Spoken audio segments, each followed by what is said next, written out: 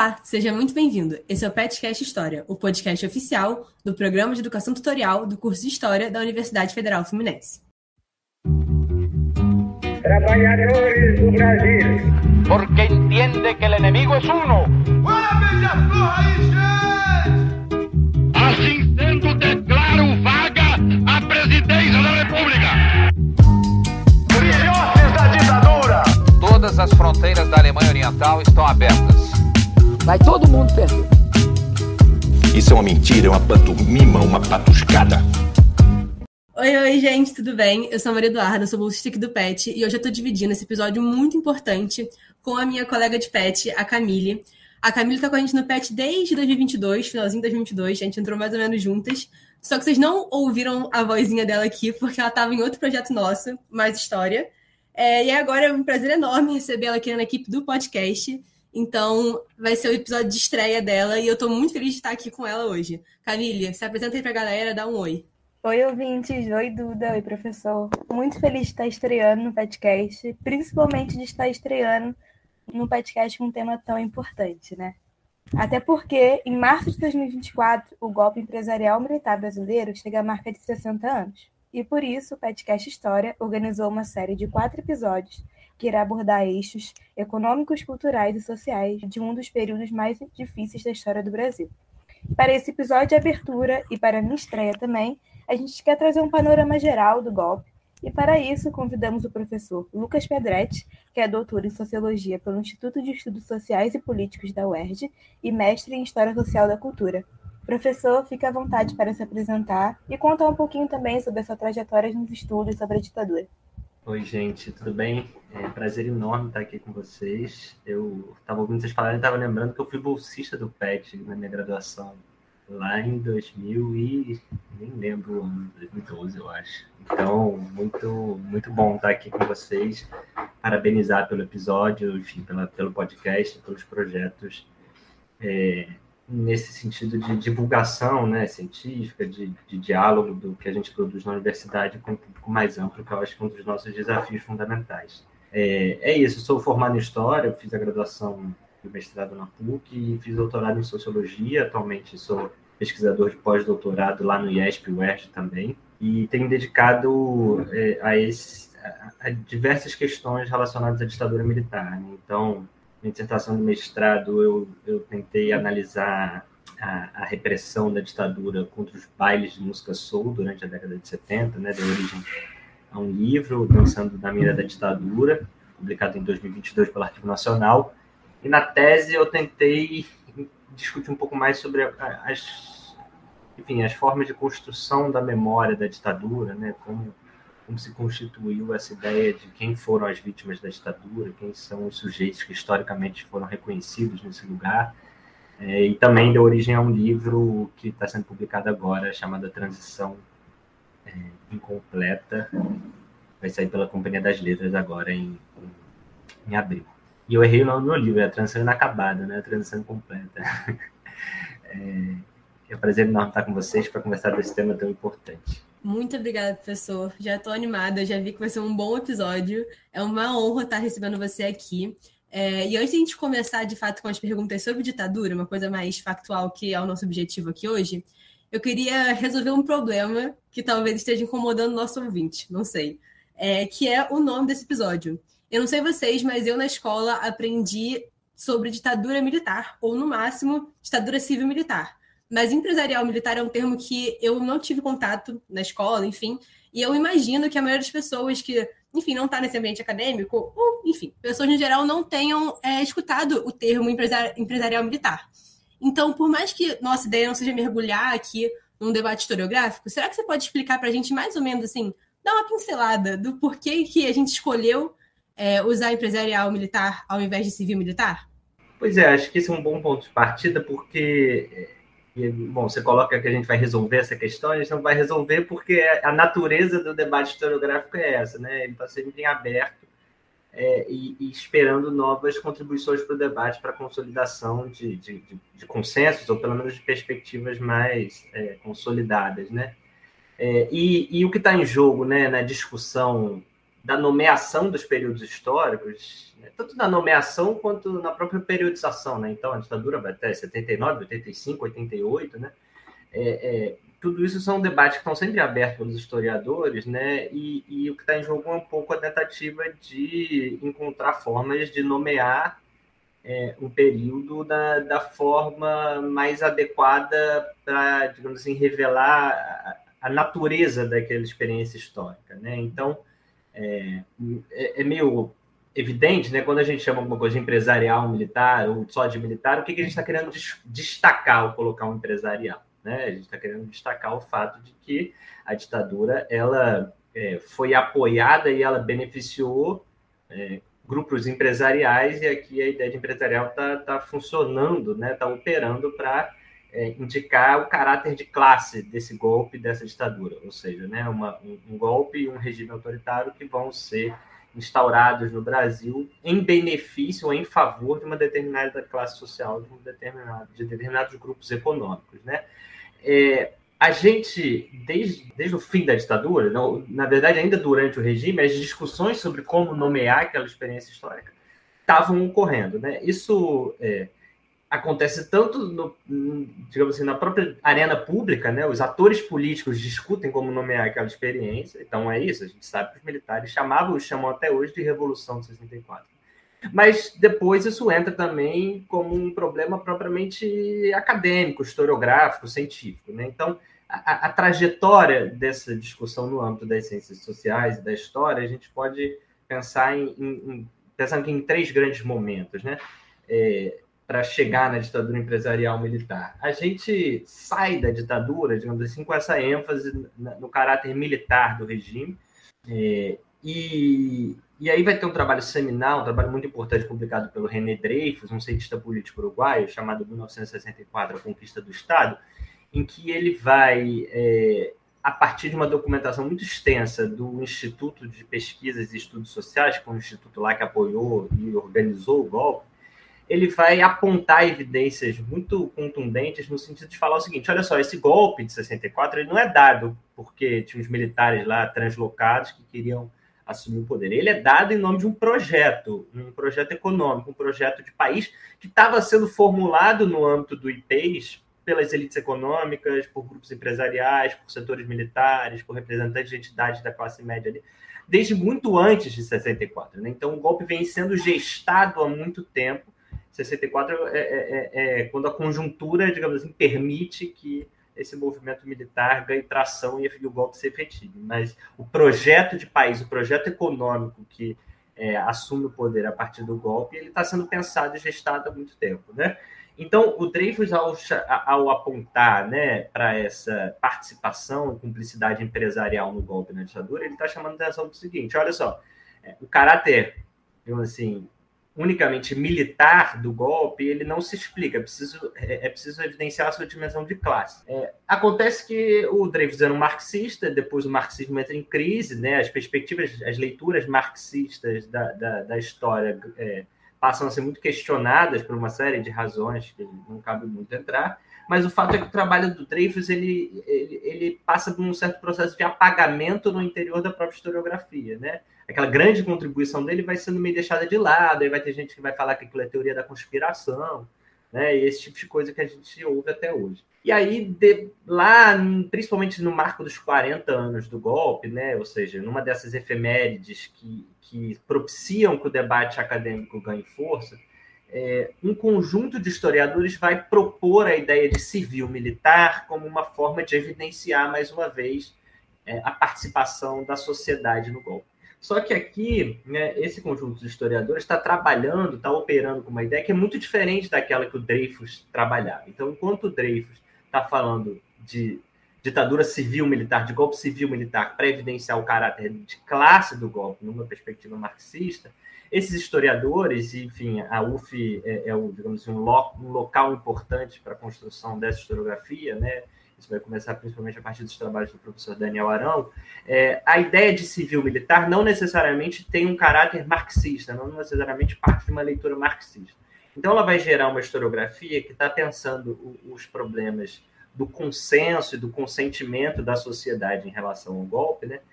que vai se desdobrar em pesquisas importantes e interessantes, mas que pecam, digamos assim, por não complexificar o que se diz quando se fala em sociedade. Assim, uma coisa é falar a sociedade apoiou o golpe no sentido de setores da sociedade, classes sociais apoiaram o golpe. Outra coisa é falar a sociedade apoiou o golpe como se fosse possível falar na sociedade como um todo, homogêneo, monolítico, que apoia uma deposição militar de um presidente. A gente sabe que não foi a sociedade como um todo que apoiou o golpe ou a ditadura, embora, e é isso que essa historiografia, digamos assim, tem de relevante, né? A gente tenha vivenciado um processo por meio do qual muitos setores que de fato apoiaram o golpe de 64 foram se construindo ou reconstruindo sua memória, apagaram esse apoio, né? Então, atores que foram importantes na redemocratização, mas que tinham apoiado o golpe de 64.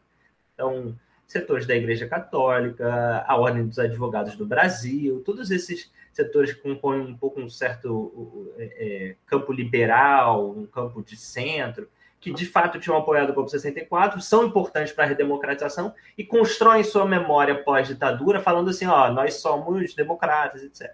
Então, essa historiografia vai tentar, de alguma maneira, usar a ideia de civil-militar para chamar a atenção para essa ideia de que havia também atores da sociedade civil apoiando o golpe, mas sem essa preocupação de evidenciar a dimensão de classe, incorrendo nesse problema de, digamos assim, tomar a sociedade como um todo homogêneo, monolítico. E aí surge, né, da crítica dessa historiografia que não complexifica a sua leitura sobre o que significa esse civil, no termo civil-militar, surge essa nomeação do empresarial militar, ou seja, nós queremos evidenciar que a ditadura não é apenas militar, mas queremos evidenciar também que os setores que se beneficiaram da ditadura e do golpe, os setores que apoiaram a ditadura e o golpe, são setores específicos dentro da sociedade. É um conjunto de atores que tem uma dimensão de classe muito marcada. Então, daí a ideia do empresarial militar como algo que permite que a gente enfatize a presença da sociedade no golpe, na ditadura,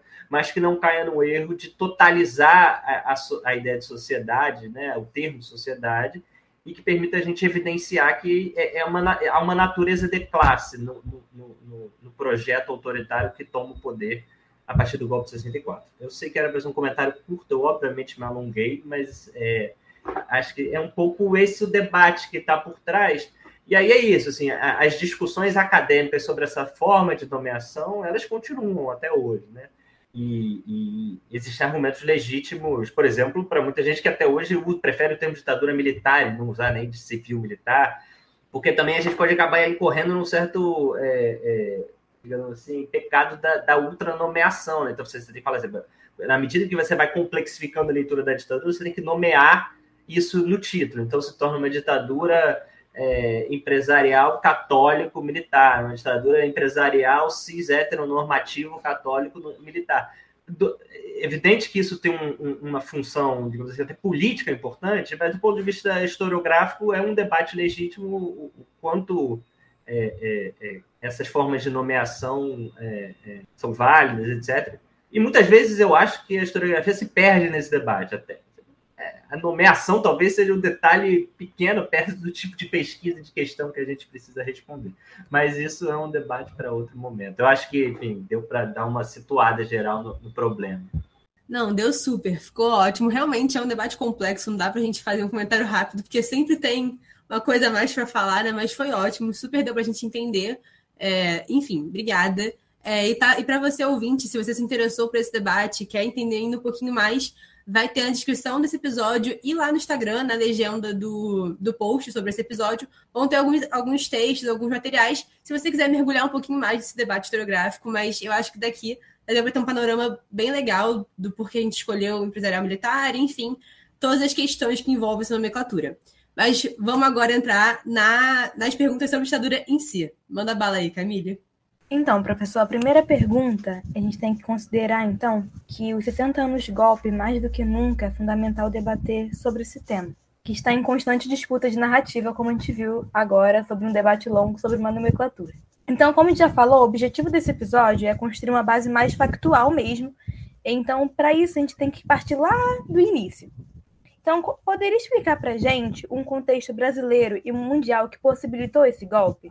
qual era a justificativa, a intenção dos militares e como foi a reação dos diferentes setores da sociedade civil nesse momento. Na verdade, é ótimo que a gente já começou a falar disso ao debater a nomenclatura, né, e a natureza do golpe de 64. Porque quando eu estava falando, né, que o que está em jogo nessa discussão sobre como nomear aquele evento, né, se trata exatamente de mostrar, de evidenciar qual é o peso de cada ator, qual é o peso de cada, digamos assim, setor da sociedade nesse processo, né? Então, por muito tempo, de alguma maneira, ou melhor dizendo, né, a depender da forma como a gente conta a história do golpe de 64, da ditadura, você pode imaginar aquilo que eu falei, assim, os militares resolveram dar uma quartelada em 64 porque estavam a fim de tomar o poder, né? Ou então,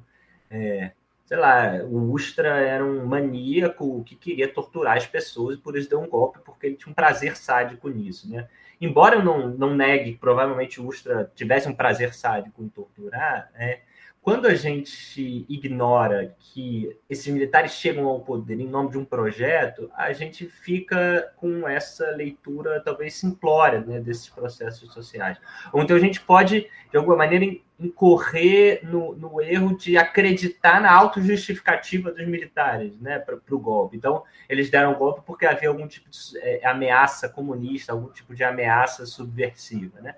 A gente estava vivendo, né, naquele pré-64, o governo João Goulart, né, o governo Jango, enfim, claro que a gente pode retomar muitas décadas isso, mas vamos começar ali no contexto da década de 60. Então, no plano internacional, você tem a chamada Guerra Fria, né, essa disputa dentro de um mundo bipolar por hegemonia entre digamos assim, a saída capitalista ocidental e a saída comunista soviética. E no Brasil, particularmente, a gente está vivendo o governo Jango, que apresenta, né, para a sociedade um conjunto de reformas que vai ser conhecida como as reformas de base, né, que são reformas com vistas a, digamos assim, modernizar o capitalismo brasileiro e talvez ampliar um pouco a distribuição de renda no interior do capitalismo brasileiro e a democracia, né? Então, assim, a gente não tinha nenhuma grande proposta dentro das reformas de base revolucionária, né? Só que as elites brasileiras a gente conhece, né? Qualquer pequeno avanço do ponto de vista da democratização do Estado, da redistribuição de renda, é tido como uma grande ameaça, né? Isso histórico, não começou naquele momento. E não acabou também depois da ditadura, a gente pode falar sobre isso depois. Mas o fato é que esse conjunto de reformas de base, que vão desde a reforma agrária até a reforma urbana, uma reforma bancária, uma reforma política que permitiria, por exemplo, o voto dos analfabetos, esse conjunto de reformas vai ser lido pelas elites econômicas, pelas classes médias, pelos setores conservadores e pelos militares, né, como nessa chave da ameaça comunista, porque eles têm uma leitura de mundo fortemente autoritária, paranoica, marcada por uma visão ultraconservadora, né, que, como eu falei, não consegue enxergar nenhum tipo de distribuição de renda ou de democratização do Estado como legítimo. Então, enquanto, né, você tem, do ponto de vista do governo Jango, esse debate das reformas de base, você tem, dentro de instituições como aquela que eu falei, né, o IPES, uma discussão sobre reformas do Estado que esses setores julgam que devem ser feitas, só que de forma distinta ou até oposta daquela que o governo Jango apresentava, né? Então, no interior do IPES, está se discutindo também uma reforma política, uma reforma urbana, uma reforma, até uma reforma agrária, né? Só que em outras bases, em outros termos, né? Eles querem digamos assim, sair daquela crise que o capitalismo brasileiro, que a sociedade brasileira estava vivendo no início da década de 60, mas não pela saída de mais democracia e mais redistribuição de renda, mas pelo contrário, né? Pela saída do aprofundamento das estruturas de reprodução da desigualdade social no Estado brasileiro. Então, você tem projetos de país em disputa no início da década de 60. E é isso que precisa ficar claro quando a gente pensa no golpe de 64, né? Não é uma quartelada porque meia dúzia de maluco queria tomar o poder. A questão que está em jogo existem projetos de país em disputa e esses setores da elite estão percebendo que, de alguma maneira, o seu projeto não vai ser capaz de ser vitorioso nas urnas, né? E é preciso uma solução militar para a implementação daquele projeto. É algo muito semelhante com o que a gente viu em 2016, né? Ou seja, é uma elite que se vê incapaz de aplicar as suas reformas regressivas dentro de uma institucionalidade minimamente democrática e não vê problema em encontrar uma saída antidemocrática militar e autoritária para implementar esse seu projeto, essas suas medidas. Então, o golpe de 64 é dado nesse sentido, no sentido da imposição de um projeto de país, um projeto econômico, a partir de uma solução militar articulada com os interesses de setores da sociedade civil, né? Então, é isso, né? O IPES, por exemplo, ele vai reunir, como eu falei, militares que atuam na Escola Superior de Guerra, empresários, representantes de entidades de classe, das classes médias, né? Setores conservadores representados pela Igreja Católica, por exemplo. Então, esse conjunto de atores que está operando, né? Tá conspirando contra o governo Goulart durante muitos anos, né? Desde 61, 62, 63, a conjuntura vai se moldando ali, né? Vai, digamos assim, para usar um termo que está mais em voga hoje, a polarização vai se acentuando, e até que um conjunto de eventos específicos ali, principalmente a partir de março de 64, vão, de alguma maneira, criar as condições para que o Mourão, né, não nosso Mourão de agora, de 2020, 2018, mas o Mourão lá de 64, Olímpio Mourão Filho, ele bote as tropas na rua e aí, digamos assim, tem um desdobramento propriamente militar e político da crise, né, que tem a ver com a fragilidade das instituições democráticas do Brasil naquele momento, né, porque você vai ter o Supremo Tribunal Federal e o Congresso Nacional rapidamente aderindo a essa movimentação golpista, né? Então, ainda no dia 2 de abril, o Congresso vai declarar a vacância do poder de forma ilegal, ilegítima, né? O Jango estava em solo brasileiro ainda quando o Congresso diz que ele tinha fugido para o Uruguai, declara vaga à presidência da República e abre caminho, digamos assim, para a institucionalização do golpe, né? E o início da ditadura. E aí, assim, a gente, embora seja um projeto, né? E eu insisto muito que a gente precise ler a ditadura como um projeto, é evidente que os atores que participaram do golpe de 64 não poderiam, simplesmente porque isso é impossível, prever o que aconteceria depois, né? Então, o início da ditadura significa também o início de uma série de disputas no interior daquela coalizão golpista, que ia desde setores liberais até a extrema-direita militar, em torno dos rumos do golpe, em torno dos rumos daquele regime, né? Aí você vai começar a ter as disputas internas nas Forças Armadas, enfim, uma série de questões que vão se apresentar ali. Mas a gente provavelmente vai falar sobre isso tudo ainda. Para pensar o golpe de 64, eu chamaria atenção para esse ponto, né? A gente precisa pensar como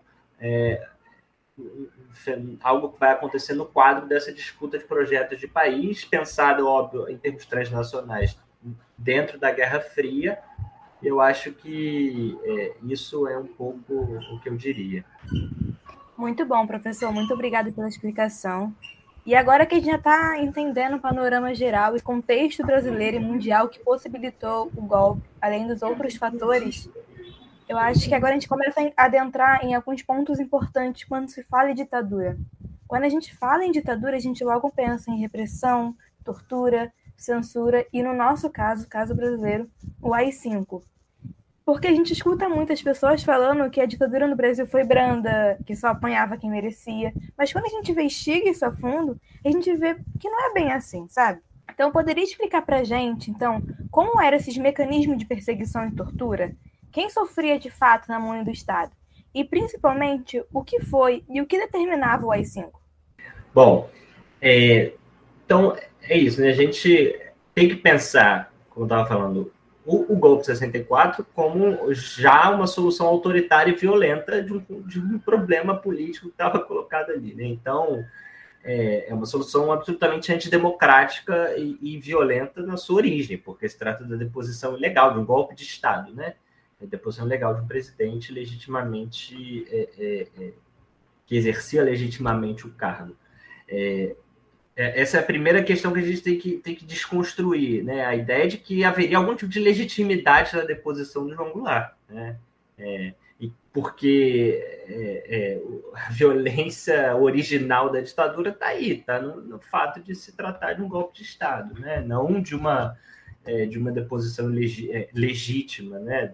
De um presidente por supostos riscos que ele representaria ao país, né? Para instaurar, sei lá, a república sindicalista, como falavam, ou pior ainda, para instaurar o comunismo no país, como ele era acusado, né? Então, desde o momento do golpe, né, a gente vai vivenciar medidas autoritárias típicas de um regime de exceção, né? Então, o imediato pós-golpe vai ser seguido por prisões massivas, né?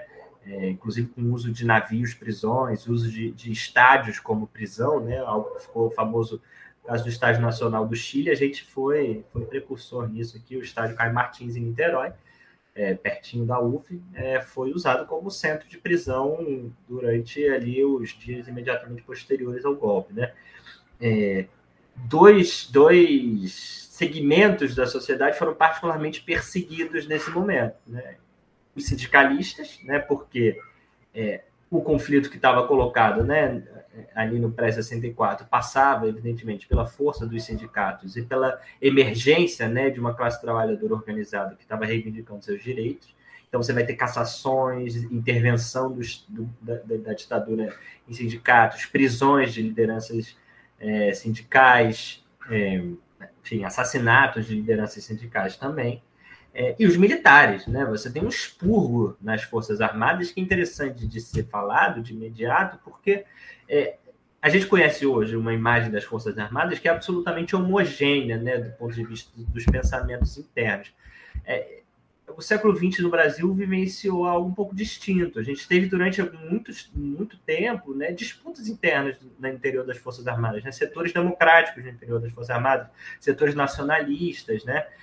Por mais que pós-35 isso tenha começado já a ser combatido no interior das Forças Armadas, né? 35 tem lá o episódio da chamada intentona comunista, que é, digamos assim, uma origem importante para o anticomunismo dentro das Forças Armadas brasileiras, mas a gente tem até 64 grupos nacionalistas no interior das Forças Armadas que vão ser imediatamente perseguidos exatamente porque estão se opondo ao projeto de imposição militar daquele novo regime, né? E, é claro, um terceiro segmento importante também, que era muito central para as mobilizações sociais na época, que era o movimento estudantil, né? Que também vai ser alvo de uma repressão imediata ali, muito significativa. Então, a gente vivencia já no imediato pós-64 prisões, torturas, cassações, intervenções, né? Assassinatos, relatos dos mais graves do ponto de vista das violações de direitos humanos, né? O regime ele vai passar por um processo de institucionalização, né, que se dá por meio desses atos institucionais. Então, de novo, quando a gente pensa num regime que durou mais de 20 anos, como a ditadura brasileira, às vezes a gente pode ter a tendência de pensar numa fotografia, né? Ou seja, por exemplo, vamos chegar lá, mas no AI-5 ou no pós-AI-5, né? E a gente tem que pensar nos processos de transformação, nas conjunturas diversas que esse regime vivencia. Então, existe primeiro um processo de institucionalização da ditadura brasileira que de alguma maneira, relativamente arrastado no tempo, né? Óbvio, o golpe de 64 é uma ruptura fundamental que inaugura um novo momento histórico, mas a constituição de mecanismos institucionais, jurídicos, administrativos, enfim, de várias outras ordens, capazes de implementar aquele projeto econômico e aquela digamos assim, dinâmica repressiva vai se dar ao longo do tempo, e os atos institucionais são a saída jurídica, ou digamos assim, pseudo-jurídica que os militares e os seus juristas vão encontrar para institucionalizar o regime. Porque é interessante, né? Enfim, os militares, no Brasil particularmente, mas acho que isso também acontece em outras experiências autoritárias, mas assim, a solução de força, ela sempre encontra alguém disposto a, digamos assim, legitimar, né? Juridicamente ou pseudo-juridicamente, né? Então, a gente tem aí juristas que diziam que uma intervenção, né, na eleição, pós-eleição de 2022, poderia ser legítima por isso, aquilo, né? Ou juristas famosos que voltam e meio estão dando entrevista na imprensa para falar que o artigo 142 permitiria uma intervenção militar hoje, né, em 2024. Ou seja, tem sempre alguém disposto a chancelar com palavras bonitas do direito aquilo que foi feito como solução política militar, né, na base da força, né? Porque direito e força, direito e violência são aspectos sempre muito próximos, né? Mas depois também a gente discute isso em outra ocasião. O fato é que os atos institucionais são a saída para que a ditadura justifique e tente legitimar aquilo que ela está impondo na base da força, né? Então, se você lê o preâmbulo do ato institucional número 1, que não tinha esse número porque supostamente não haveria outros, mas vieram outros, né? Tem lá tudo um palavreado rebuscado para dizer que a revolução se autolegitima a si mesma, né? Uma coisa que diz basicamente o seguinte: a partir de agora, essa turma aqui exerce poderes absolutos para impor sua vontade, sem constrangimento das leis e da Constituição então em vigor, né? Então, os atos institucionais vão ter esse papel, né? Então, por meio do AI-2, por exemplo, que vai ser instituído o bipartidarismo, né? Os partidos vão ser extintos. O AI-1 promove um mega expurgo, uma mega cassação de lideranças políticas, né? Miguel Arraes, Brizola, o próprio Jango, enfim.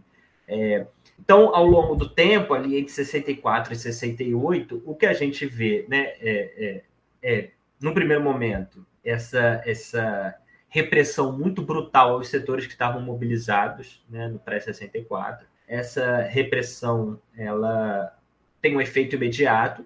Depois você tem ali 67, né, o início de um processo de reorganização e de mobilização de alguns setores sociais. Então, as greves, né, enfim, a própria mobilização estudantil, a UNE tentando se reconstituir ainda que de forma clandestina, as passeatas de 68, né, a Marcha dos 100 mil, etc. Então, você ali, a partir de 67, 68, começa a ter um primeiro processo de questionamento, né, da ditadura militar, processo social de mobilização de questionamento da ditadura militar, e o AI-5 também, né, você começa a ter no interior das esquerdas discussões sobre a legitimidade, enfim, não é nem a legitimidade, que isso não está exatamente em discussão. É sobre, digamos assim, a oportunidade política da luta armada, ou seja, a saída da luta armada, ela é viável agora ou não, né? Quando eu falo que não estava em jogo a questão da legitimidade, é porque se entendia que era legítimo, como se entende, acho que isso está lá na origem do direito liberal, né? Da teoria liberal do direito, né? A resistência armada a um poder ilegítimo e ilegal, ela é legítima, né? Isso que origina a teoria política liberal. Então, o que as esquerdas começam a discutir não é a legitimidade da luta armada, mas se ela é politicamente a melhor saída. E você vai começar a ter grupos que vão falar que sim, né? Não é mais possível, né, operar no interior desse regime pelas vias institucionais. Os canais institucionais de participação política estão fechados.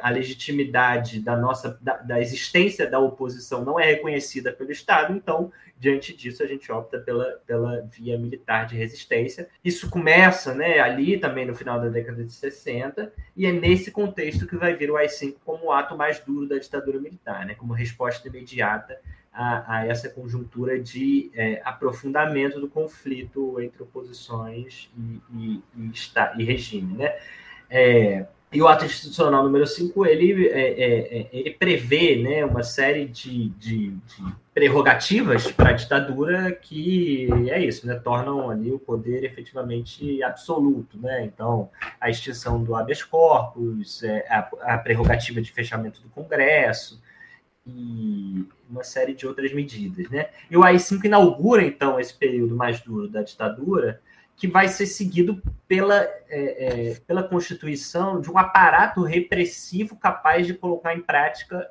aquilo que era previsto no AI-5, mas também aquilo que a própria lei da ditadura não previa, né? Porque aí, de novo, né, você tem essa tensão na ditadura brasileira entre um poder que está o tempo todo buscando se legitimar do ponto de vista do direito, mas que, mesmo diante disso, ele não cumpre as próprias leis autoritárias, né? Então, digamos assim, você tem lá uma Constituição autoritária imposta em 67, você tem o AI-5 em 68, né?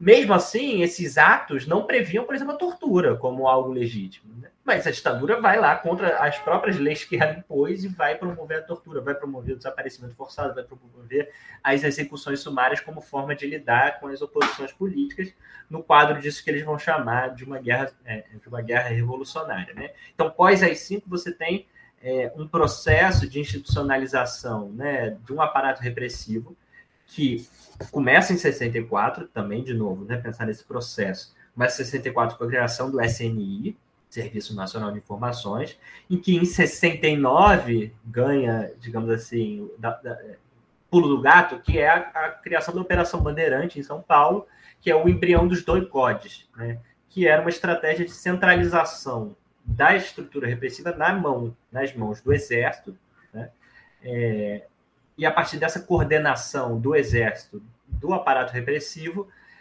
aí você tem a explosão dos casos de tortura, de execução sumária, de desaparecimento forçado, num novo contexto repressivo, né, em que vão surgir elementos como, por exemplo, a chamada tortura científica, né, que é, digamos assim, todo um estudo que era feito para como torturar sem matar, sem inviabilizar que o cara, né, não conseguisse mais falar, mas também não deixar marcas no corpo, né? Até estratégias de contra-insurreição que os militares brasileiros vão aprender, por exemplo, a partir de estágios internacionais. Então, com os militares franceses, o que eles tinham aplicado na Guerra da Argélia, né? Com os militares norte-americanos na escola do Panamá e o tipo de violência que eles também, enfim, historicamente aplicavam em diversas regiões. Então, a ditadura brasileira começa a incorporar toda uma expertise de violência de Estado que vai ter nos doicodes o seu núcleo fundamental, né? Então, você tem, digamos assim, o aparato legal da ditadura, né, que já é profundamente autoritário. Você tem essa instituição que esse conjunto essa estrutura repressiva que ela digamos assim, ela é prevista na lei ou nas normas do regime, mas ela opera de forma ilegal. Então, o doicode é uma criação lá do Exército, deve ter uma portaria lá que cria o doicode, mas, digamos assim, a forma como o doicode opera já não é prevista no marco normativo.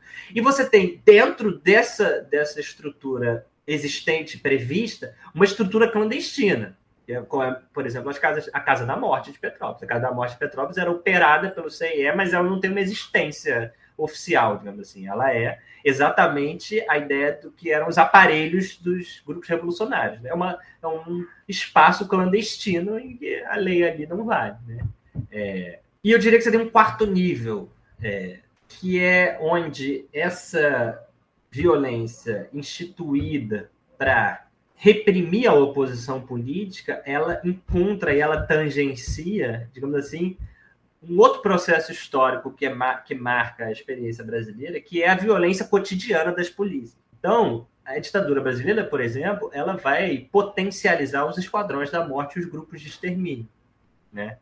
Porque, enfim, você tem ali a constituição de um aparato institucional, jurídico, administrativo e de um discurso público que legitima a violência das forças policiais, né?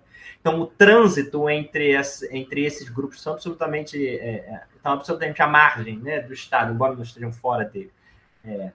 Com as estruturas repressivas oficiais é muito significativo. O Fleury vai ser chamado para comandar a operação de captura e assassinato do Marighella porque ele era a liderança, ele operava um grupo de extermínio em São Paulo, né? E a ditadura sabia que ele saberia o que fazer, né? Então tem essa dimensão, e eu acho que essa dimensão é a que digamos assim, a menos tematizada nos debates públicos e acadêmicos sobre a ditadura, que é onde esse aparato autoritário constituído para reprimir a oposição política encontra essa violência histórica que o Estado brasileiro mobiliza contra as classes populares, com recorte de raça, com recorte de classe, com recorte de território, né?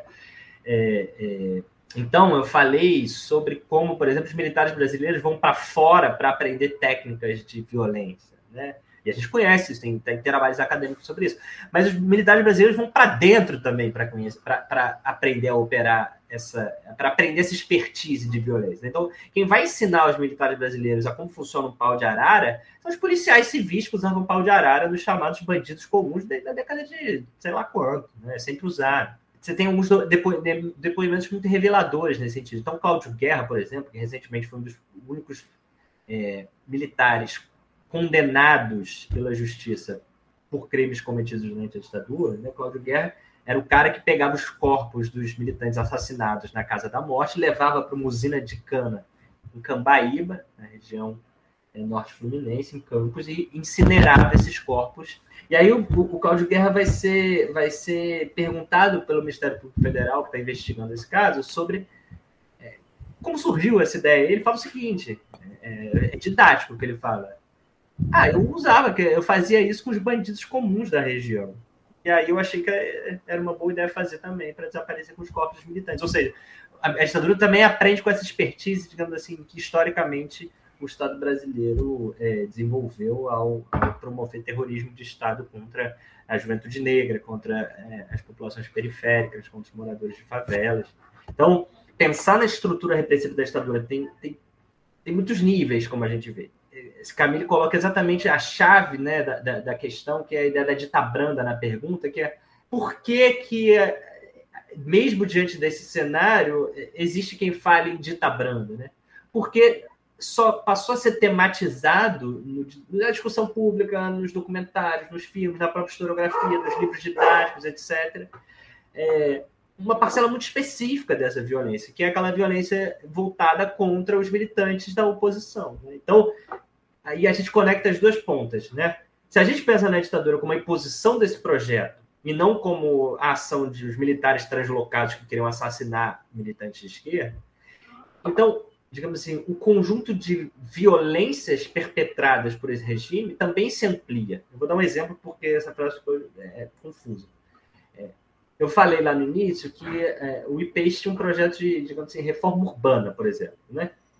A ditadura vai implementar um processo de remoções forçadas nas favelas do Rio de Janeiro que vai remover mais de 200 mil pessoas das suas casas de forma violenta, né?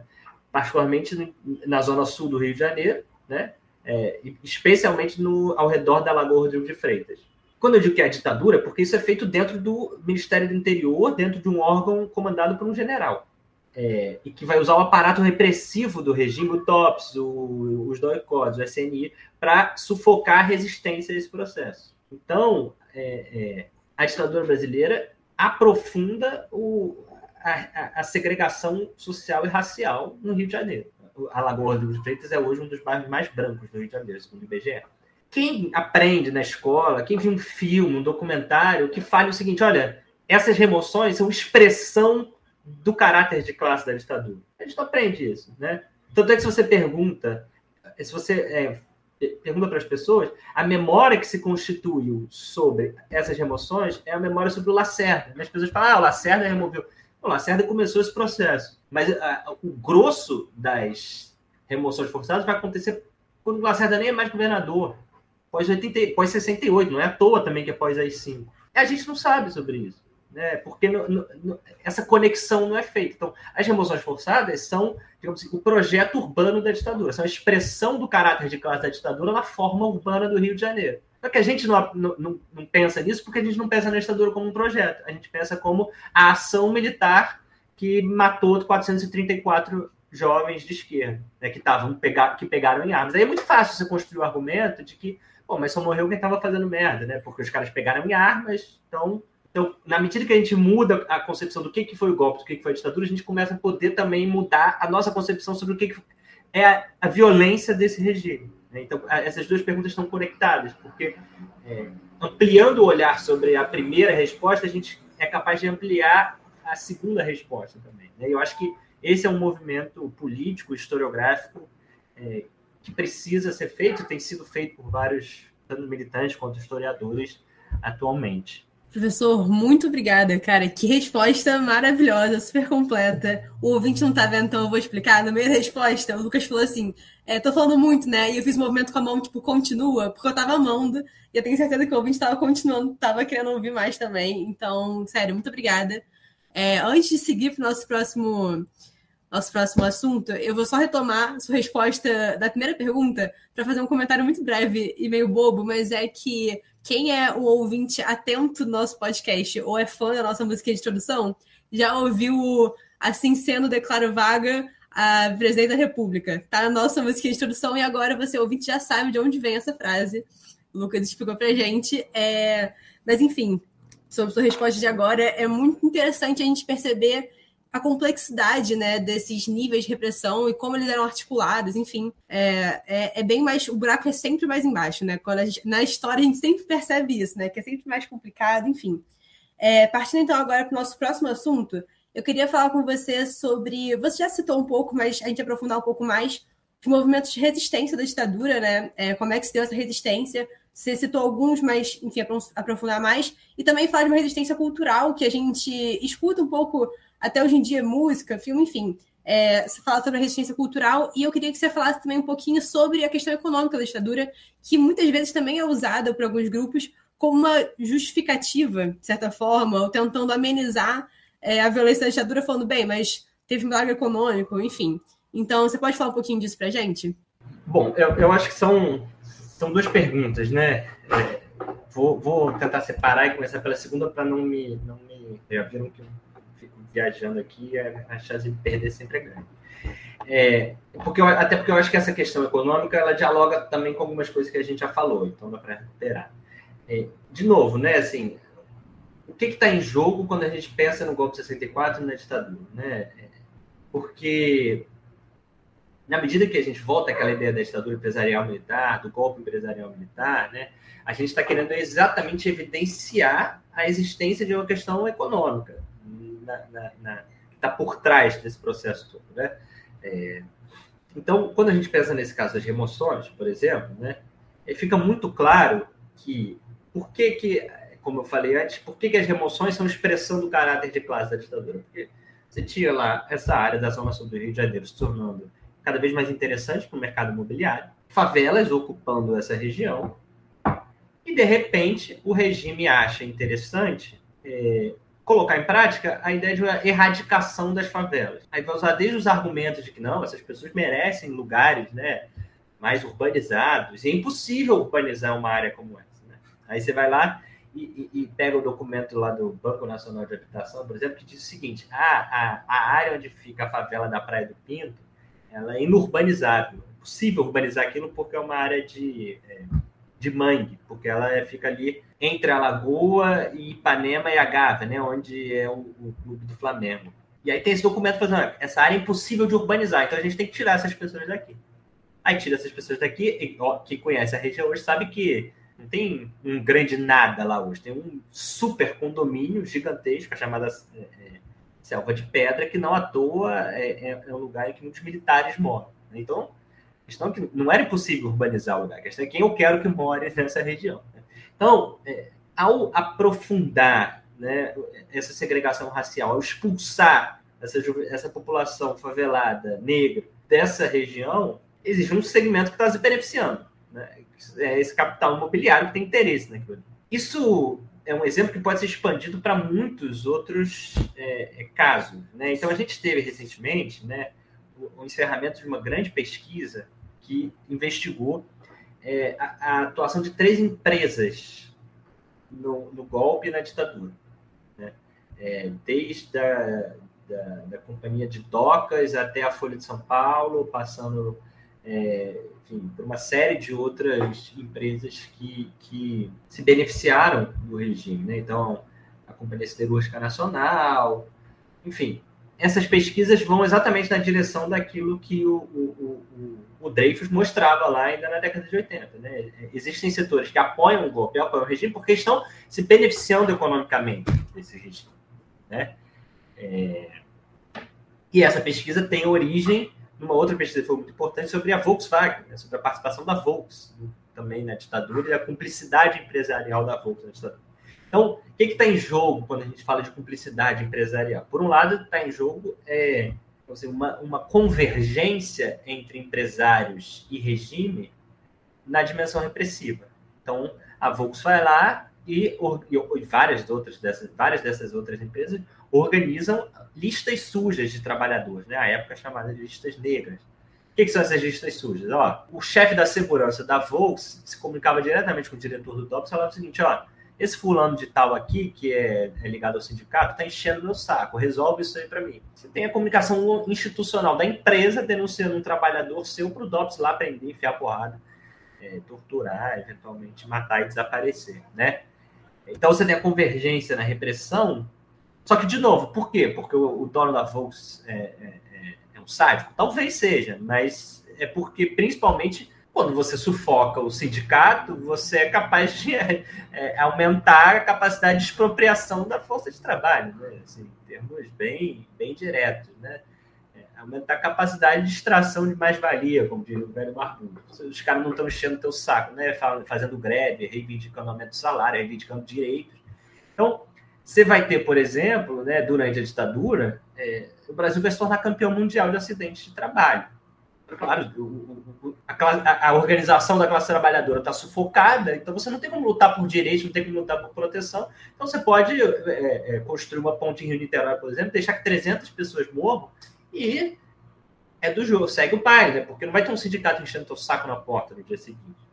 Porque essas pessoas também são matáveis, né? Suas vidas não valem. Então, a convergência repressiva responde, ela corresponde a uma convergência de interesses econômicos, né? Então, é muito interessante para uma empresa estar aliada a um regime que vai garantir que os sindicatos não possam atuar, né?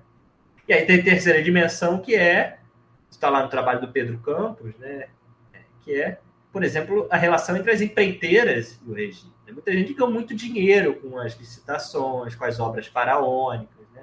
Então, não só as empresas beneficiadas, etc., mas também, digamos, os grandes esquemas que aconteceram naquele período. E aí o pessoal vai falar assim, não, mas a ditadura que era bom, que não tinha corrupção, né?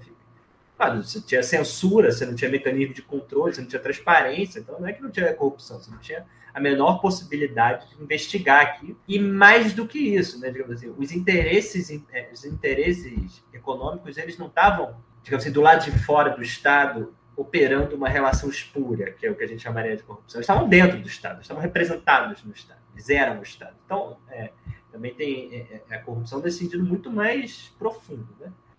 Então, aí você pensa, o PIB brasileiro cresceu 10%, né, no chamado milagre econômico. Mas é um período de crescimento econômico sem redistribuição de renda. Então, o salário mínimo, que vai valer, o valor real do salário mínimo, em 75, pós-milagre, posso estar errado nessa estatística, é início dos anos 70, não sei exatamente o ano, mas o valor real do salário mínimo pós-milagre, ou no auge do milagre, início dos anos 70, ele equivalia a metade do valor real do salário mínimo em 64. Ou seja, você cresce 10% ao ano, mas o poder de compra do trabalhador diminui pela metade. Então, assim, a questão aí os nossos amigos economistas responderem. Né? O crescimento desses grandes indicadores macroeconômicos não necessariamente significa uma melhora na qualidade de vida. A pergunta e aí quem fala isso não sou eu, quem fala isso era o ministro da Fazenda da ditadura, o nosso Delfim Neto, né? Figura que está aí até hoje. E aí essa frase todo mundo leu lá, ou ouviu na escola. É preciso primeiro fazer o bolo crescer para depois distribuir o bolo, né? É que o bolo cresceu e a distribuição nunca foi feita. Claro, sobra uma migalha ou outra ali para uma turma, mas você não tem um crescimento econômico aliado a uma melhora, né, na vida das pessoas, a uma diminuição da desigualdade social. E aí, óbvio, por que não? Porque é para isso que o golpe foi feito e é para isso que a ditadura foi instaurada, né? Como a gente estava falando lá no início. Né? Porque o outro projeto de país que existia era um projeto de redução da desigualdade, era um projeto de inclusão mínima, nada muito, muito subversivo, né? mas era algo muito lento, que se projetava ali, alguns setores, né, em torno do João Goulart no início dos anos 60, como digamos assim, uma saída do capitalismo brasileiro, mas a saída que foi implementada depois do golpe de 64 foi a saída do aprofundamento, né, das desigualdades e do caráter regressivo, digamos assim, da organização da economia brasileira.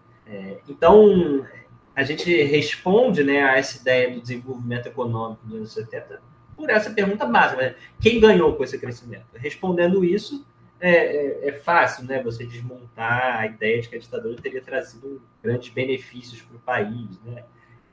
Aí, óbvio, entra a coisa das obras faraônicas, né, da propaganda, que vão construindo a ideia de um Brasil que vai para frente, né, de um Brasil país do futuro. Tudo isso é fruto também de muita propaganda, de muita operação de opinião pública, né, que consegue sobreviver ao longo do tempo, né? Isso é importante, né, marcar. Então, é aí que a gente pode pensar, né, a questão econômica durante a ditadura, mais especificamente. Agora, sobre a questão da resistência, né, a gente já falou um pouquinho ali antes, né, assim, você tem um primeiro momento de tentativa de organização, né, de mobilização da sociedade, de setores da sociedade, ainda no final dos anos 60, né, então as grandes passeatas estudantis, etc. E você tem mais 5 que rompe com isso e definitivamente, né, que fecha definitivamente qualquer possibilidade de atuação política de oposição, a não ser, claro, no interior do MDB, lá dentro da turma que não foi caçada do MDB, né, ou seja, dentro do setor moderado da oposição consentida no Congresso Nacional, que era controlado pela Arena, era o que, digamos assim, os militares deixavam existir para, mais uma vez, voltando ao que a gente já falou, tentar constituir essa legitimidade, né, para o regime. Então, na prática, a oposição política ela é lida como ilegítima pela ditadura, né? Qualquer crítica é lida como ilegítima, e isso está na base, né, da escolha de setores amplos das esquerdas que vão fazer opção pela luta armada, né? Aí o debate da luta armada é um debate muito importante, porque ele sempre foi o núcleo das discussões sobre a ditadura, né? Sempre ocupou o lugar central das memórias, das narrativas, das discussões. E é muito fácil, a partir do debate da luta armada, você deslegitimar, por exemplo, toda a resistência, né? Então você vai ter uma outra discussão que ganha força ali em 2004, no marco dos 40 anos do golpe, também uma discussão propriamente historiográfica, mas que tem efeitos públicos profundos, que é a natureza da luta armada. Então você vai ter historiadores, como, por exemplo, Daniel Arão, que vão defender que não se tratava de resistência democrática, mas se tratava da ação proativa de grupos revolucionários que não eram democráticos e queriam instituir uma ditadura do proletariado. E você vai ter historiadores que, como no caso um sociólogo, né, mas que vai estabelecer esse debate com o Daniel lá em 2004, que é o Marcelo Ridente, que vai falar o seguinte, olha, apesar de mobilizados por uma ideologia comunista, revolucionária, que não necessariamente tinha a democracia como valor final, né, democracia liberal, esses grupos da luta armada precisam ser lidos contextualmente como formas de resistência democrática, porque naquele momento que eles estavam fazendo, eles resistiam a um regime autoritário. Então o debate da natureza da luta armada, ele é importante, ele é um debate historiográfico importante, mas, como eu falei, é um debate político importante, porque é a partir da ideia da ilegitimidade da luta armada que muita gente, e aí não só militares, mas gente, né, dos setores médios, liberais, de centro, vão tentar acusar a ideia de que a esquerda era tão autoritária quanto a direita, esse tipo de coisa que a gente ouve, né? E aí você, óbvio, suaviza a violência do Estado, como se fosse possível comparar, né, quem está promovendo a violência a partir do aparato estatal e uma juventude que, certa ou errada, do ponto de vista político, até do ponto de vista moral, ético, optou pela luta armada como forma de militância naquele contexto, né? Eu, particularmente, posso falar muito abertamente a minha posição. É evidente que a luta armada é uma saída legítima e é evidente, me parece, que ela precisa ser lida como algo no interior da resistência democrática, né? mas mais importante do que a minha opinião é um pouco situar o debate, né? Mas a questão da luta armada, então, ela vai marcar um pouco, né, a forma como a gente pensa a ditadura. A gente pensa a ditadura muito a partir da luta armada, né? E isso é importante, mas também é limitador de algumas formas, né? Porque, a despeito, como eu falei, eu enxergar completa legitimidade na luta armada, na decisão daquela juventude de pegar em armas para resistir à ditadura, né? A centralidade dessa discussão coloca, de certa forma, apaga outras questões, como, por exemplo, tudo aquilo que eu estava falando, né? As formas de violência da ditadura que não necessariamente se voltaram contra os militantes organizados na resistência armada, né? Então, assim, a ênfase absoluta na questão da luta armada e nos mortos e desaparecidos políticos, né, que foram vitimados pela ação do Estado nessa repressão, acaba apagando, acaba, pelo menos, colocando em segundo plano a existência de uma série de outras vítimas desse projeto ditatorial que não necessariamente foram vitimadas por conta, digamos assim, da sua resistência, mas por conta da sua mera existência, né? Então, os povos indígenas que estavam lá no interior do Brasil e passam a ser dizimados, fruto de um genocídio que o Estado vai perpetrar em nome de um projeto, né, de desenvolvimento e segurança, ocupar para proteger, né, de abrir a Transamazônica.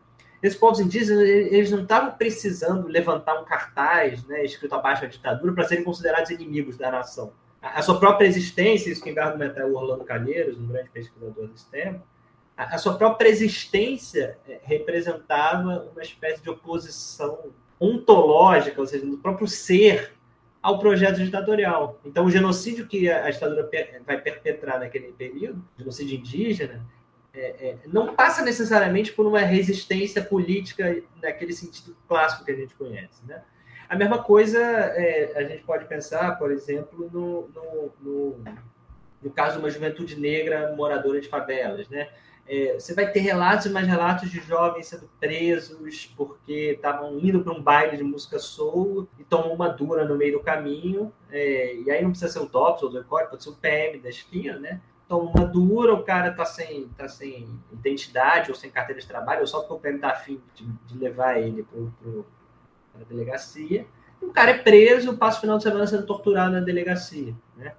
Sem estar participando de uma mobilização, de uma passeata, né? Então, a sua própria estar no mundo, né, já representa uma ameaça a um regime, né, que vai tentar colocar em prática aquilo que alguns historiadores vão chamar de utopia autoritária, ou seja, uma tentativa de controlar todas as dimensões da vida social, né? Então, quem trabalha muito isso, por exemplo, é o Renan Quinalha, ao estudar a questão da violência contra a população LGBTQIA+, naquele período. Então, essa utopia autoritária, esse projeto, isso que eu estou chamando desse projeto da ditadura, tem uma dimensão econômica, que a gente já falou, tem dimensão urbana, tem dimensão moral, por exemplo, também, né? Então, e aí é a brincadeira que eu já disse, é uma ditadura cis-heteronormativo militar, né?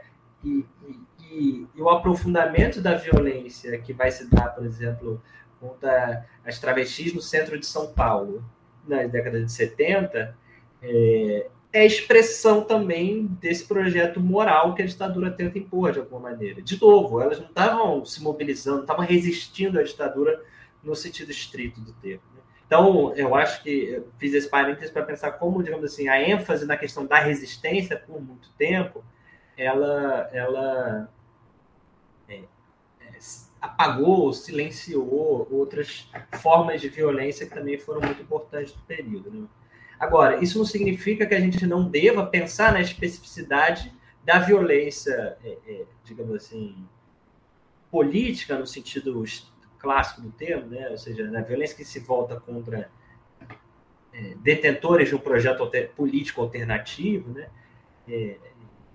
Ou que a gente deva abandonar uma agenda de pesquisa, de reflexão sobre os mortos desaparecidos políticos, sobre uma história das esquerdas, por exemplo, né? Então, até porque eu acho muito importante entender, longe desses estereótipos e dessas acusações morais e anacrônicas, o processo de mobilização que vai da luta armada, ali na virada dos 60 para os 70, até uma esquerda que no final da década de 70, ela já está debatendo a ideia, como vai estar lá no texto do Carlos Nelson Coutinho, de uma democracia como valor universal, né? Então, a esquerda ou as esquerdas, né, passam por uma transformação profunda também nos anos 70.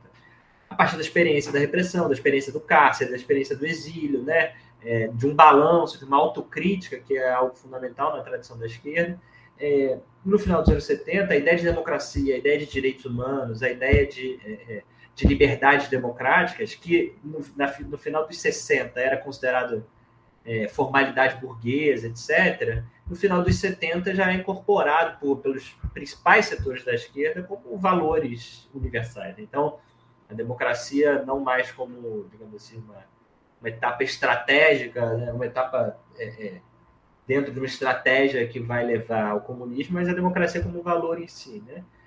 E a fundação do PT tem tudo a ver com esse processo de renovação e autocrítica da experiência da esquerda na ditadura.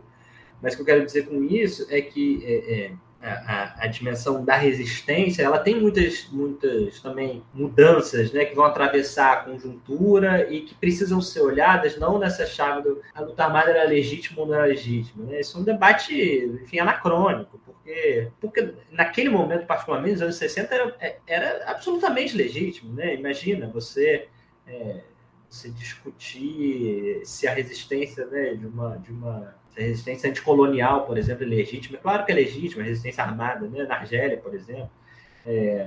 Então, tornar essa discussão um debate historiográfico, eu acho que é perder de vista questões importantes que realmente um olhar sobre a resistência podem informar para a gente, né? E, por fim, a questão da resistência cultural, assim, que eu acho que pode ser lida dentro disso também. Tudo, né? Então, por exemplo, se eu falar de Festival da Canção aqui, a primeira coisa que vai vir na cabeça dos nossos ouvintes, né, se eu falar sobre Festival da Canção na época da ditadura, para quem já ouviu falar em alguma coisa, vai ser aquele caso clássico lá da música do Geraldo Vandré, que aí perde, aí o Chico Buarque ganha, né, aí é vaiado, é Caetano Cinda, não é isso a história, não sei se eu estou confundindo a história, mas é mais ou menos isso.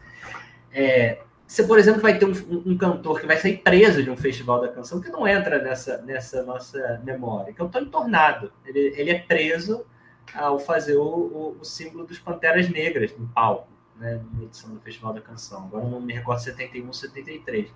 Mas o fato é também a nossa leitura sobre o que é resistência cultural, por muito tempo foi restrita, né? Ficou dentro disso que se consolidou como ideia de músicas de protesto, de artistas que tiveram uma importância fundamental, como o Chico, como o Caetano, como o Gil, como o Geraldo Vandré, etc., mas que entraram, né, na nossa memória como se a MPB fosse o locus fundamental da resistência ao regime, né? E a gente pode pensar também como essa resistência cultural tem muitas dimensões. Então, mais uma vez, né, os bailes soul eram um fenômeno cultural massivo, extremamente rico, extremamente complexo, que mobilizava uma juventude negra discutindo racismo, identidade racial, nos anos 70, em plena vigência de uma ditadura que tinha o mito da democracia racial como uma das suas bases ideológicas fundamentais. Então, assim, isso é resistência pra cacete, assim, né? E a gente não costuma, talvez, pensar tanto nisso, né? Então, evidentemente, a cultura foi um espaço fundamental de resistência, e cada vez mais a gente pode ampliar esse olhar e ver como os bailes soul, os blocos afro, né, também são lugares e movimentos e fenômenos culturais em que uma discussão sobre aspectos relevantes, né, da vida política e social estava se desenvolvendo ali, naquele período. Perfeito, cara, é isso. Eu faço o mesmo comentário que eu fiz da resposta anterior. O buraco é sempre mais embaixo, né? Quando a gente vai estudando, a gente vai vendo que o que a gente sabe é sempre meio superficial, assim, enfim, maravilhoso. Para a gente se encaminhar agora para a última pergunta, para também não cansar muito nem você nem nosso ouvinte, eu queria saber um pouquinho sobre as consequências da ditadura, né? Então, assim, pós-85, voltou enfim, longa democracia, presidente civil eleito e tudo mais. Como é que foram as consequências para os torturadores, para os crimes cometidos, para as famílias que a gente sabe, né, até hoje continuam sem resposta? Como é que está hoje mesmo, atualmente, enfim, de 85 para cá, vamos botar assim. Como é que ficaram essas consequências da ditadura? Em algum momento, eu acho que quando eu estava falando ali da coisa do milagre econômico, né, eu falei de como digamos, uma operação de opinião pública, uma operação política, discursiva, foi capaz de fazer com que essa memória positiva sobre a ditadura sobrevivesse ao longo do tempo, né? Quando eu uso o termo operação, é porque eu quero destacar a ideia de que existe uma ação realmente muito proativa por parte dos militares, dos dirigentes daquela ditadura, né, para que o final do regime não representasse, digamos assim, uma condenação a esses militares, né? Então, o que está acontecendo, né? Então, a gente já falou aqui, 64, 68, AI-5, aprofundamento da luta armada, você tem aí, com base, né, nos dois códigos que eu já mencionei, você tem um extermínio dos militantes que optaram pela luta armada, 73, 74, com o extermínio da guerrilha do Araguaia, isso se consolida, né? E 74 é o início da auto-intitulada distensão lenta, gradual e segura, né, do que o Geisel e o Golbery vão começar a promover. De alguma maneira, né, na medida que essa repressão se aprofundava no início dos anos 70, também se aprofundavam as críticas ao regime, né? É ainda no início dos anos 70 que, por exemplo, vai acontecer esse afastamento daqueles setores liberais que tinham apoiado o golpe do regime, né? Então, a OAB, setores da Igreja Católica, que tinham apoiado lá em 64, começam a se distanciar do regime muito por conta da dimensão da repressão e das violações de direitos humanos, né? Então você começa a ter jovens filhos da classe média sendo assassinados, desaparecidos, né? Isso vai causando comoção, isso vai causando indignação, né? Tem alguns eventos importantes para isso, né? O assassinato do Alexandre Van Leyden, o assassinato do Herzog, a mobilização da Zuzu Ângelo em torno do esclarecimento da morte do seu filho Stuart Ângelo. As denúncias no exterior começam a crescer também, né? E o regime começa a perceber que essa dimensão da repressão é um problema para a sua legitimidade interna e externa, né? Ao mesmo tempo, segunda metade da década de 70, o milagre econômico começa a cobrar seu preço, né? E a gente não lembra disso, a gente não lembra das crises econômicas da década de 80, ou no máximo, ou quando lembra, não acha que elas são frutos de 2 décadas, né, que antecederam. Mas o regime começa a ter problemas, né? Começa a ter problemas. Em 75, com o surgimento do movimento feminino pela anistia, a bandeira da anistia começa a se tornar cada vez mais mobilizada pelos setores da sociedade, primeiro por esses setores liberais. Em 77 é um marco importante para que as esquerdas assumam também a bandeira da anistia, nesse processo que eu mencionei de autocrítica, de balanço, de reconstituição de uma esquerda já após luta armada, em novos termos, e a bandeira da anistia começa a ganhar muita força. E o regime se vê, de certa forma, emparedado, né? E vê que a anistia é uma palavra de ordem que está ganhando força. E o que o regime faz? No primeiro momento fala, não vai ter anistia, isso não existe, isso não está nos nossos planos.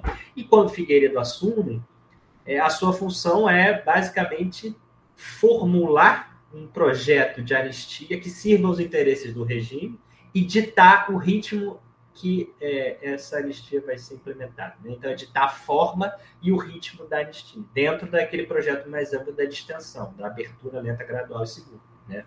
Então, a anistia, que, embora houvesse divergências no interior da sociedade civil, por exemplo, a discussão sobre a luta armada era um tema de debate no interior da sociedade civil. Você tinha setores, como a CNBB, que falavam o seguinte: não, a turma que foi para a luta armada não pode ser anistiada. Não reconhecemos eles como... não reconhecemos a luta armada como luta política legítima. Então, essa discussão sobre onde está a legitimidade da oposição política vem desde aí. E não era um debate que era marcado só pela clivagem governo-oposição. Dentro da sociedade, você tinha opiniões divergentes sobre isso. Mas, mal ou bem, a anistia que surge da sociedade civil é a ideia dessa anistia ampla, geral e restrita, né? Uma anistia que beneficiaria as pessoas atingidas pelos atos de exceção. Quem, basicamente? Presos políticos seriam libertados, os exilados poderiam voltar e os familiares mortos e desaparecidos receberiam algum tipo de reparação, né, por essa violência. E, de novo, apesar dos debates, a leitura que se torna hegemônica, digamos assim, no interior da esquerda sobre a anistia é uma que incorpora os militantes da luta armada também. E o regime vai falar o seguinte, vai formular uma ideia de anistia como esquecimento. Não, então, a gente vai topar a coisa da anistia, mas a anistia ela não é uma forma de reparar, por exemplo, os familiares de mortos desaparecidos, é uma forma de colocar uma pedra sobre o passado. E isso vai começar a aparecer nos discursos militares de várias formas, né? A reconciliação, a pactuação, é o esquecimento, né? É a superação do passado para olhar o futuro. Esses termos são todos mobilizados insistentemente pelos militares para definir o que deveria ser a anistia. E, ao mesmo tempo, surge uma outra expressão que é usada para caracterizar a forma como a sociedade civil lutava pela anistia, que é a ideia de revanchismo. Então, assim, não, esses caras querem revanchismo, que é o quê? Porra, imagina, o familiar de mortos desaparecidos quer a reparação, revanchismo. Eles querem que o cara que torturou vá para a cadeia, revanchismo. Eles querem, enfim, qualquer coisa é revanchismo, né? Só não era revanchismo a anistia com esquecimento e como reconciliação forçada, né? Então, digamos assim, a anistia como memória versus a anistia como esquecimento vai ser uma discussão que vai dar o tom ali dos anos 78 e 79. E é óbvio que a imposição da lei de anistia que vem em 79 é o projeto do regime. Então, é uma lei que ela não é ampla, geral e restrita, pelo contrário, ela é restrita, né? Ela tem lá uma previsão de que os condenados por crimes de sangue não serão anistiados, crimes de sangue eram basicamente os militares da luta armada, e ao mesmo tempo ela é uma anistia que, a partir da ideia de crimes conexos, vai servir fundamentalmente para garantir a impunidade dos torturadores. Então, a anistia que a gente tem em 79 é uma anistia que funciona fundamentalmente para impedir a responsabilização dos militares envolvidos em grave violação de direitos humanos. E isso é a recuperação de algo que é recorrente na história do Brasil, ao longo de todo o século XX, que é militares tentam dar golpe de Estado e, quando dá merda, eles usam uma anistia, né, para se resguardar dos problemas. Não à toa o Bolsonaro foi para a Avenida Paulista pedir o quê? Anistia. É a palavra de ordem que funcionou historicamente para os militares garantirem a não responsabilização pelos seus crimes. Agora, a anistia tem esse sentido jurídico, mas ela é mais que isso. O sentido político da anistia não é só impedir a responsabilização criminal dos militares. Os militares queriam, de alguma maneira, de fato, cristalizar o passado e falar o seguinte: não se toca mais nesse assunto. E por isso é tão grave quando o Lula fala que não é para remexer, que falar sobre 64 é remoer o passado, ele quer olhar para o futuro, porque ele está usando absolutamente a mesma estrutura discursiva e argumentativa que historicamente fundamentou no Brasil o bloqueio às tentativas de promoção de memória, verdade, justiça e reparação aos crimes da ditadura, né? Então, a anistia de 79 tem essa função, não só a impunidade do ponto de vista criminal, mas a garantia de que esse tema não seria objeto de novos debates no espaço público, né? Um bloqueio a um tema como um tema público. Agora, isso não funciona, óbvio, totalmente, pelo menos, né? Porque logo depois de 79, os familiares vão continuar denunciando. Você tem a Inês Etienne, que em 81 vai lá e denuncia a existência da Casa da Morte. Você tem, em 85, a publicação do Brasil Nunca Mais, a fundação do Grupo Tortura Nunca Mais. Isso é uma história de lutas de familiares e de ex-presos políticos que jamais aceitaram essa reconciliação extorquida, né? Essa reconciliação forçada, essa imposição do silêncio. Agora, apesar de toda essa luta, o que você tem do ponto de vista do Estado brasileiro é um silêncio recorrente e um recurso constante à ideia da pactuação, da reconciliação, do esquecimento, né? Com momentos de maior e menor avanço das possibilidades de ruptura com isso. Então, você vai ter em 95 o primeiro reconhecimento público da responsabilidade estatal sobre violação de direitos humanos na ditadura, que é a Lei 9.140, que cria a Comissão Especial sobre Mortos e Desaparecidos, que foi extinta no último dia do governo Bolsonaro e não foi recriada ainda pelo governo Lula. Depois você tem a Comissão de Anistia e você tem lá em 2011, 2012 a Comissão Nacional da Verdade, que representa, digamos assim, um momento mais intenso de recolocação do tema da ditadura no debate público. E não à toa, a Comissão Nacional da Verdade vai ser usada discursivamente pelos militares como justificativa para falar do porquê da sua ruptura com o governo Dilma, com o PT e o porquê da decisão dos militares de retomar um processo de participação explícita na vida política, né, que vai se desdobrar, enfim, na eleição do Bolsonaro em 2018, e nisso tudo que a gente está vendo aí, enfim, investigado pelo PF e tudo. Então, digamos assim, o que imperou no pós-ditadura foi essa saída do silêncio, né, do esquecimento, da reconciliação forçada, apesar dessa luta muito intensa dos familiares, dos ex-presos políticos, para romper com isso de alguma maneira. Eu acho que hoje, né, 2024, 60 anos do golpe, a gente tem um cenário ambíguo em relação a isso. De alguma maneira, o 8 de janeiro ele funcionou para recolocar o tema de 64 na pauta de uma outra forma. Né? Porque ficou explícito depois do governo Bolsonaro, principalmente depois do 8 de janeiro, que o Brasil não resolveu o problema da ameaça militar à democracia, o problema da ideia de que soluções autoritárias para a imposição de projetos de país são legítimas, né? A gente não resolveu esse problema. Isso ficou explícito pós 8 de janeiro. Então, você tem, de alguma maneira, um conjunto de setores da sociedade que vão ficar mais atentos para o problema de 64 e da ditadura, né? E a forma como o governo tem tratado isso é dúbia, né? Porque a opção do Lula e a fala dele é muito explícita nesse sentido. Eu quero falar mais do 8 de janeiro do que de 64. Né? Digamos assim, separar esses eventos históricos. A nossa defesa, quando eu digo nossa, enfim, de quem milita nesse campo, de pesquisa nesse campo, dos familiares, é que esses eventos são absolutamente inseparáveis. Não é possível falar do 8 de janeiro de 2023 sem falar de 64, e vice-versa. Separar isso de alguma maneira, criar uma clivagem artificial, né, de que aquilo está no passado e o 8 de janeiro, sim, é um problema democrático contemporâneo.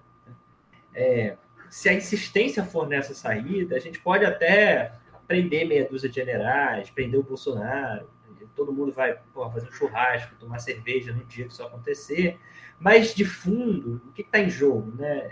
E aí, me parece que é o que está se desenhando no horizonte. Bolsonaro vai para a Paulista pedir anistia. E ele não vai ganhar essa anistia. Bolsonaro vai ser preso. Assim, salvo melhores. Espero não estar enganado, mas Bolsonaro vai ser preso mais cedo ou mais tarde. Se vai ficar, enfim, vai ser preso. E, de novo, nós vamos tomar muita cerveja nesse dia, fazer um churrasco, tudo aquilo. Mas, embora essa anistia que ele pede, né, esse padrão histórico das anistias não vá se reproduzir no caso dele, talvez de um ou outro militares que participaram mais intensamente dessa trama golpista, digamos assim, aquele sentido mais profundo da anistia como desresponsabilização das Forças Armadas sobre o que aconteceu, esse me parece que elas vão ser muito bem sucedidas de novo. Porque o que a gente está discutindo? A gente está discutindo exatamente a ideia de que o ministro da Defesa, José Múcio, fala isso, né? O golpe foi tentado por CPFs, não por um CNPJ, ou seja, são condutas individuais e não um problema institucional. Então você prende o general Heleno e não repensa as Forças Armadas. E não repensa um problema institucional, tem um problema que precisa ser resolvido não com a prisão de 2 ou 3 fulanos, mas com uma profunda reflexão sobre como a gente refunda as Forças Armadas no Brasil. Cria Forças Armadas adequadas à democracia, adequadas ao século XXI, que se submetam ao poder civil, que se submetam à soberania popular, né? Que não se sintam um poder moderador. Eu acho que esse problema a gente não está enfrentando. Né? É impressionante. Assim, o judiciário tá lá o Xandão prendendo os caras. A CPI do 8 de janeiro, no âmbito do legislativo, fez um relatório final, muito graças à senadora Elisiane Gama, muito avançado no ponto de vista da leitura sobre a conjuntura das propostas de saída do problema. E é no âmbito do executivo onde está a maior limitação e a maior força hoje da defesa da saída pactuada com os militares de novo. Então, prende quem participou, mas a gente não repensa as Forças Armadas, a gente não pensa em reforma institucional, a gente, pelo contrário, né, apoia lá o projeto de emenda constitucional que destina 2% do PIB às Forças Armadas. Então, se for essa saída que está se desenhando, se for nesse caminho que a gente fosse aqui mesmo, apesar dessa satisfação momentânea de ver o Bolsonaro preso, a verdade é que, assim, a ameaça militar à democracia brasileira vai continuar pairando no ar, porque cedo ou tarde um novo IPES vai se desenhar no horizonte, quando mais uma vez a gente estiver diante de uma crise política em que 2 projetos de país se coloquem em disputa. E aí a gente volta para o início da discussão. projeto de democratização, projeto de ampliação da permeabilidade do Estado aos interesses populares, um projeto de redução de desigualdade, versus o projeto escravocrata, hétero, cisnormativo, racista, que historicamente é dominante do país. Quando, mais uma vez, né, a gente estiver diante de um conflito político intenso entre esses dois projetos, e que a turma do lado de lá achar que a saída militar é uma possibilidade, a caserna vai estar pronta para atuar como atuou em 2016 e 2018, na imposição desses projetos, né? Então, a gente precisaria tentar uma outra saída para esse processo, né? Que não fosse é exatamente o oposto do que o José Múcio fala, ou seja, é pensar a instituição militar, não pensar só nos CPFs. Perfeito, professor. Caramba, que aula, que maravilha. Eu não sei o ouvinte, mas eu amei ouvir, realmente. Enfim, foi um panorama que é complexo e foi uma delícia de ouvir. Para a gente não se alongar muito, para não ficar gigantesco o episódio, eu queria te agradecer muito, assim, foi uma honra te ouvir, eu amei, eu achei o episódio, assim, super completo, que dá para a gente pensar várias coisas que realmente vai suscitar, eu espero, no ouvinte, muitos questionamentos, a gente vai parar para refletir muito ainda sobre tudo que você falou, foi maravilhoso, então eu queria te agradecer. Se tiver mais alguma coisa que você queira colocar aí, fica à vontade, e de verdade foi maravilhoso, completinho, tudo que a gente queria, muito obrigada. Não, gente, eu só agradeço, enfim, desculpa por ter falado muito no povo falando disso. Tomara que a turma que está ouvindo não tenha se cansado muito, mas foi um prazer também participar e contem sempre comigo. Gostaria de agradecer também, professor. Realmente foi uma excelente aula. Eu acho que a expectativa que a gente tinha para esse episódio era ser algo mais factual, só que assim, superou nossas expectativas de verdade. Eu acho que os ouvintes e a gente também, né, tá saindo desse episódio uma base muito profunda sobre os debates historiográficos, as diferentes narrativas sobre o assunto.